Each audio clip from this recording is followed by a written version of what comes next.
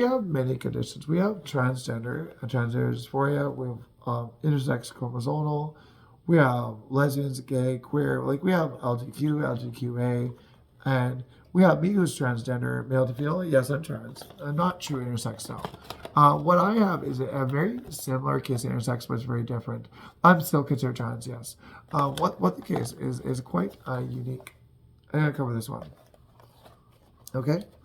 Okay, so when you talk about testicles, and you talk about tissue, and you talk about tissue and how tissue works, and the tissue in your body and secretes sperms and your levels of progesterones and testosterones. You talk about levels in your blood, and you talk about a lot of different things. Well, there's a thing called andrology, called antigens that work in your hormones. So if you have testicles and you're transfemale, but you have something wrong with your testicles, it's something that usually happens called early birth, underdevelopment in the brain and the body. So the baby's underdeveloped. The testicles won't be fully developed. And what will happen is something will happen here. And so you will end up with androgens and different things if your brain's undeveloped too. So if your brains and your cell tissues do not co-align correctly, what will happen is called multi-organ function, which does not mean eggs, does not mean babies, does not mean womb, but it means your testicles are going to act like they're producing eggs, but they're not. There's no blood coming from there for eggs. It's not that. It's actually a sickness that follow the person. So basically, your testicles are not active, and your brain's not active. So what happens is your testicles start to go into a sickness here. Okay, so you have ability for a sexual function, but you will secrete fluids like you can orgasm things. Like when you do transgender surgeries, you won't come, but daily your prostate and things can become fluid. And this is where this comes into androgens, where your testicles are not fully active. So what will happen, number one to understand this, is you have a sexual function, but you don't need testosterone for sexual function. It's like you already had your dick and balls removed. So you have a sexual function you're adapted to. So a transgender surgery would not disclosely lose that function unless you paralyze the nerve. So let me explain. So when you talk about sexual function, when you go one opposite hormone to another, you're gonna lose a function or something. But we talk about my case of androgens. It's a very unique, good circumstance for trans surgeries, though. Actually, a very unique opportunity for people too, because I want my surgery. The way this works is a quite unique variation. So if you're born and you're not secreting enough testosterone to have a male sexual function, you have the sexual function of a transgender female already. So if they give you a treatment, they're not going to change your body. They're not going to change your behavior, your voice, because you already identify as female as a result. This is called an androgen hormonal intersex, not chromosomal. It means your brain says I'm girl more so because your androgens are screaming female. Fuck me. I need to be fucked by sperm and dicks because this is what happens. So your brain goes more in the female aspect and they can't get you away from that. And this is a hormonal intersex, so your brain is female already before you got treatment. So there, if they give you a treatment before surgery, you gotta go woo woo woo in the head because you're gonna double your cortisol levels. And that's what happened. So, and then when they do that, in my case, they can make you very sick. And they're going to have to do your surgery anyways, because now at this point, you're dependent on those for you to have a breakdown. Because what happens is if you take out the meds, you won't be good. Because you're not secreting proper hormones. So you give the meds, they add it to change your brain anatomy. Your brain's already that anatomy. So you're gonna be dependent on those. Like if you take drugs, you get dependent on, you get drug sick. It's like that. Something's gonna happen. It's like why I agree with Japan. Why they should do hormones after surgery, because this is what happened in my case that they never expected in the trans communities. But I do want my surgery is good. But what will happen out of the surgery is quite cool. So my sex drive will remain the same because it's already a transgender sex drive. But if they take and the surgery, and let's say the surgery goes south, they cut a nerve, they paralyze things, and desensitize, then I won't have a sex drive. There you go. But the ability, the sex drive, they don't paralyze the sexual nerves when they do surgery and do it right, I'll have a sex drive. Because it just won't be increased, it won't be decreased. It's already decreased to like what happened if you had your dick and balls removed, because my testicles are not very active. So I have a transgender female sex drive already. So that's what happened. So the reason they had to give me a hormonal treatment is they did not know why I was so overweight at one point. What was happening is I did not proper amount of testosterone, so I became very sick. While identifying as female. And when they started doing hormone treatment, they went, the weight loss is extreme, the muscle build is extreme. So they went, what is this? And what they did is they had an endocrinologist. And what they found is actually quite unique.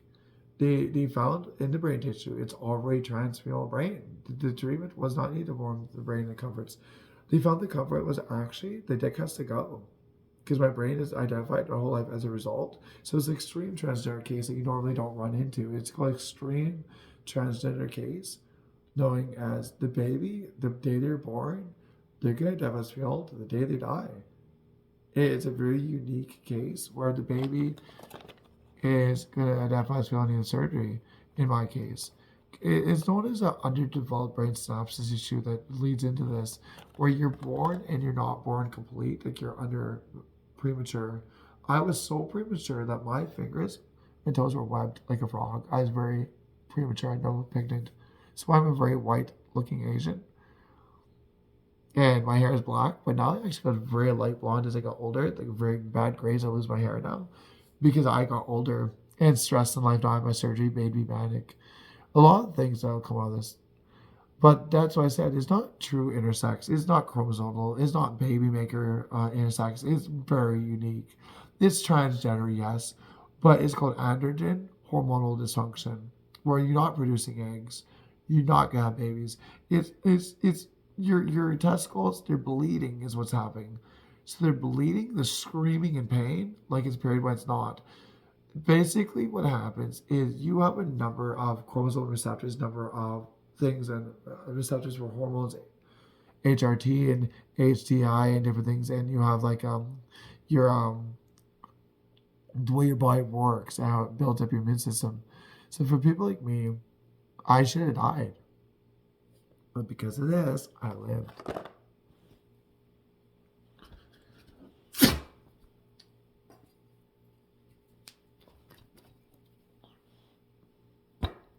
That what my auntie did. Let me live. But in Northern Asia, you wouldn't normally live through that. Let me tell you, the combination that maybe survive this early birth and get built immune system to survive is a very unique thing. In Canada and America, they have good medical coverage. And in North Asia, they have Kung Fu and Ninjutsu. So these indigenous arts conformably combined with the medical coverage, the baby lived. In North Asia, if you just have this without medical coverage, you won't live. You just have medical coverage, but you can't build your strength, you won't live. Those two combined is why I lived, and I'm the first case we've seen in this case. This is I'm the first in the world to be seen in this circumstances freak accident. It happened, now people have seen it. It's called hormonal dysfunction, hermaphroditism, not organ-based to your chromosomally gender mixed. No, everything's male to female. But what happens is your brain synapses is already trans before any treatment the day you're born, because your testosterone receptor is not fully there. So your ability to secrete sperm never existed. What happened is the body goes into, I already have a trans female sex drive. So what happens is you don't need testosterone or HRT or anything to have a sexual function. But what happens, people like me then look, and we get overweight as we get older, so then they have to plus on HRT to who I identify as. So if I identify as male, then they can put me on male hormones, and I would have the same reaction. If I have HRT, I have the same reaction. My body is like a mule. It's like it's not applicable. It's like the body is the what it is, but it's like you're in between the. It's explain. HRT does not change anything on me. They have to do surgeries. It doesn't change boob size. Nothing. My body is always be the way it's to do surgery. It's called hormonal dysfunction, called multi-organ function, meaning your organs are male, but they're sending a signal that you're female, because your brain is sending a signal down you're female because you don't have the receptors. So your receptors are interacting wrong as an interlink between the body. So your body is saying, I'm a girl. So in this aspect, the day you're born, the day you die, you're going to identify as male. And this aspect, you have to do surgery. You're going to cut parts off because as you hit a certain age, you get a peak sex drive mentally, because that's what happens. And as you get older, those testicles are going to make you sicker. They can drive you manic because you don't have your love life and you're going to go crazy. And that's why in my case, surgery is a godsend. Because when I get my pussy, it'll be like, oh my God, oh my God, oh my God, oh my God, that's so good. Oh my God, that's so good. Please, please, some more. Fuck me some more. Oh my God. And that's what I said. When you hold someone back from surgery, you do not know the outcome. This is what happens when people pull knives like a satanic ritual attacking people. Especially when they're half Asian, they only sound good English. And they only read good. Because he's an xenophobic half Asian. Throughout the queue, he told people go fuck the Hakojin Nihonjin himself. So they did not build the ability to listen, play well with the kids. So this is my case, okay? We're going to talk now about my life now. Now you understand this one, YouTube. And now we're going to go over this one. Because I'm an adult says, because it's not good for the kiddos. There you go. So I was born in North Asia. I was adopted into Canada. My mother was full Caucasian. My daddy was full Asian. I'm a half white Asian, and I look very white, but I'm very, very Asian based. Okay, it's the way I'm raised. My auntie survived Nagasaki. She survived a terror camp, so her anger story she told me when she got me was very scary, and that formed the beginning of my downfall in life with people. And my birth being the way it is became more of a downfall into Canada as well, and the purgatory gates. Because Canada has a lot of white religion, judgment, bias, behaviors. And in my auntie's stories was very judgmental towards the whites, so their behavior, biased behavior towards me made her stories look more real. So it made me more to the extreme of racist, xenophobic, Japanese, more to the side I'd rather be full instead of this half. And what her training and the medical coverage has helped me survive, right? With the health condition. But what happened in elementary school as a result, I was so xenophobic due to the white religions of her husband's brother, Dale Rossi, and the beings I got because of being trans identified, even at 6 and 5, identified as well all the time. He had very abusive, religious white Jesus Protestant. So her stories made me very scared, and his abuse made me very angry. So when I was in the school classroom, I would hide under the teacher's desk, and I was very scared. And I did not like to hear people talk in class in English. I was very, at that time, did not do English back then. I go and hide on the teacher's desk. So the teacher would sit on there. A teacher who was part Asian, named Moses Oaksell, would come down. So I would ask, she went, fuck. This kid scared me. So what she did, she got me to do phonics. And that's where this starts the English problem. So I learned to phonics mainly to pronounce and talk and read. So what happened is, because I was xenophobic and did not like to play with the kids, I did not build the human-to-human Caucasian communication skills. And because the teachers had a hard time teaching me to write, I built a hard time to function writing. But that means when I went to phonics, I went to pronounce really good, more fixated on that, and more knows the books reading to avoid people. So I became what you call as textbook smart. So intelligent, understanding fully what I'm reading, and fully what I'm saying when I do read and know what I learned like a parrot. But when people talk to me, it's like, have you seen the Charlie Brown special? What? It's like that even in Japanese, because I speak a lot of Sanjay. So for me, in Japan, it's good because a lot of them have hand signals and emoji, and they understand. And me at work, good is good. I can go translate my phone in English transcript and translate for Japan if they need it. It's quite a good outcome to live in Japan because they're very blessed the way I'm raised. They're very and very humorous, and they're not bothered by certain things like I'm not bothered, but they're bothered by things like I'm bothered by. So it comes into it's a good outcome to have my general surgery in Japan, have my teeth replaced in Japan, and it's a good outcome to work in child porn, physical, not talk, because I don't do normal Japanese standard languages. So it gets really much easier. In Japan, they're very soft-spoken and very quiet, nice, like what I like. So I don't want to be yelling at people anymore. And when I get the new Wi-Fi, they put the updates like I want it in it. There's no fight because it'd be all Japan live stream for me when I go live, and take the bans out. And because I'm a banner. I'm a ban violation because I'm indigenous and I don't know what I'm doing because my temperaments are very unique. So I get stupid. I go, and I get bored and flip the knife around. I might do that after surgery too. And that's why it's like, I do it for meditation. This is my problem. I forget I'm live streaming sometimes. And I'm even like, I'm not bored by doing it. I've done this before. Where I was walking to the bathroom, I forgot the stream was on. Or I thought the stream was not seeing me, or I was doing something. I pulled my tits around, was naked. And I'm not bothered by bathhouses. Everyone sharing bathhouses, everyone being naked all day. I was like, I'm not bothered by it. But what I'm bothered by is PK anyway coming PK into my room. But if I saw someone naked and I was still stream, I go, oh wow, have fun. That's your home. I just don't want to go in your house. I'll walk away. So people like me are not. I'm like basically like Japan. I'm not bothered by people nude in their soul stream or the soul post. I just turn on the light and look away as long as it don't bother me. These are how Japan ways are. If they take your band out, no, there's just certain ways. There's rules and there's things. It'll be a good outcome for me in Japan. And living with my disability, Aries Suzuki does J-pop in different groups. The family is a good outcome too, because I'm alone and reconnecting with a distant family who I don't know in person would be good. It's a good outcome because doing gender surgery recoveries instead of doing it in Canada, that's good. Because I have loved ones around me, their family members are distant around me.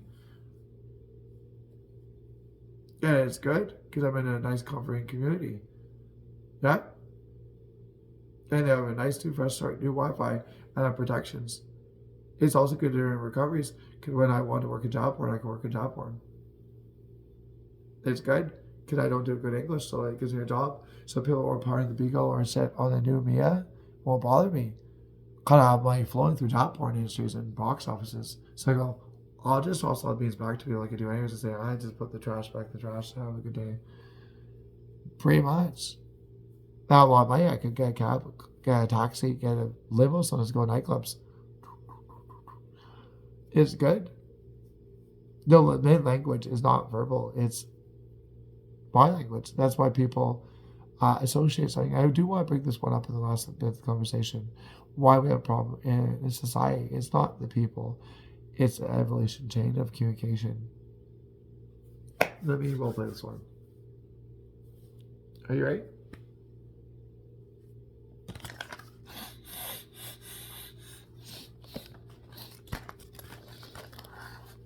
That's good.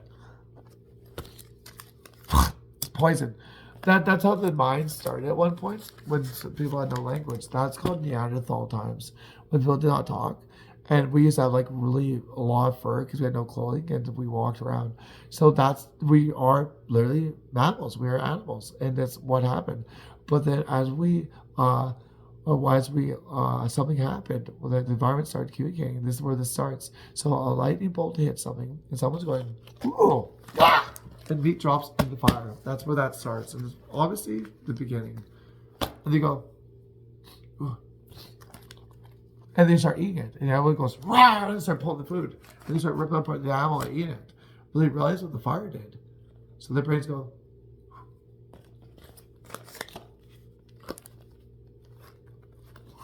but what will happen on that? People at that point in time were not communicating with each other. They were very disconnected in society, and now they start becoming a pack. And this is where it starts the beginning of the world. And then what happens is they lose track of that beginning of time where they learn to be a pack, and people start to invent now, because now they start going, and now as the environment changes, the ice age, they get cold. So woolly math, here we go.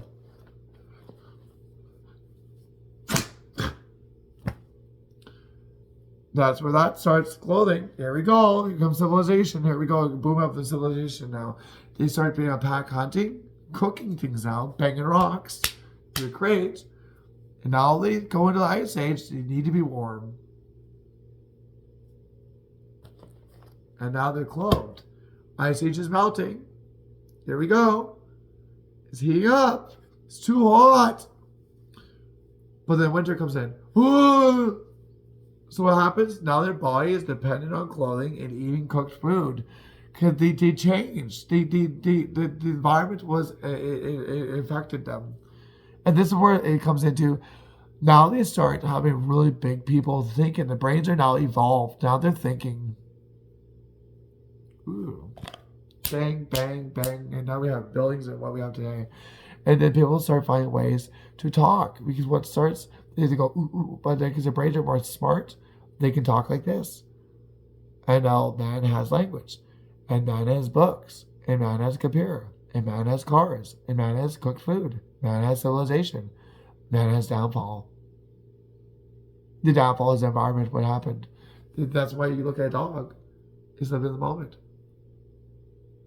Because it didn't have that environment affect it like that. It's called environmental chain reaction. So, like when you and that's why I want to bring this up into what's happening now. So this is why I brought up about me, about what's happening, because I'm talking about me now in my life, going back to that again. I want to bring that forward how the environment affected civilization in a way of people are looking, smelling, but they see a gender, kill it, because they're reading books and doing things physically, eyesight, but the brain is physical and sight and smell and verbal. It's not processing scriptures. It's not scripture smart. This is what the problem goes into. So people's downfall is the society. It's not the people. It's the society on too much activity in the brain going on. So people are not thinking in the moment. But when you go to temples, they're very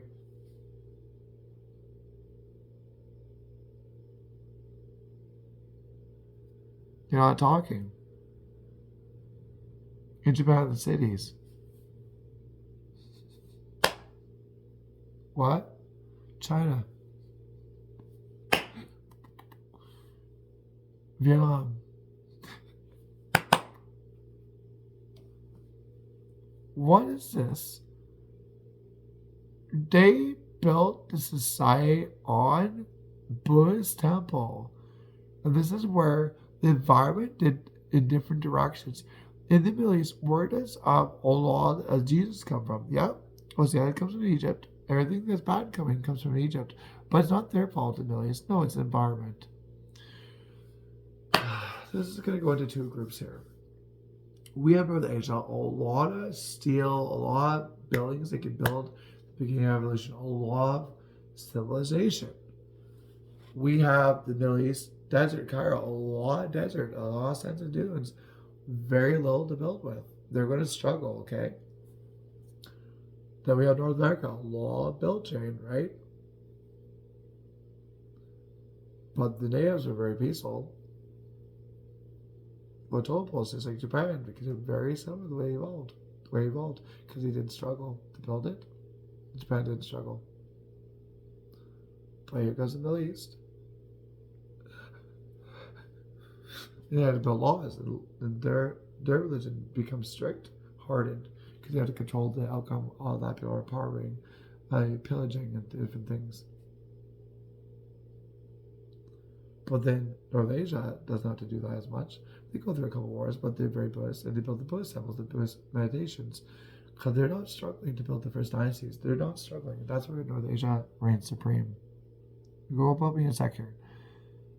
And then you have the Namfield. They reign supreme. They have good environment and forest and coverage, and they build teepees. They're not struggling. But then we have people, white, adapt the military religion of Jesus. They come to build civilization in North America. The environment's too fast built. It's spoiled. And you come to religion that's more in evolution. So what happens? You get a lot of this and a lot of looking and judging. But when you go to a Buddhist religion, there's no real language or scriptures. There's a lot of chance in this. The reason this does better, because they're not trying to process too much. So we're going to go over this about this in a sec. So we do Mike Tyson. We're going to do me.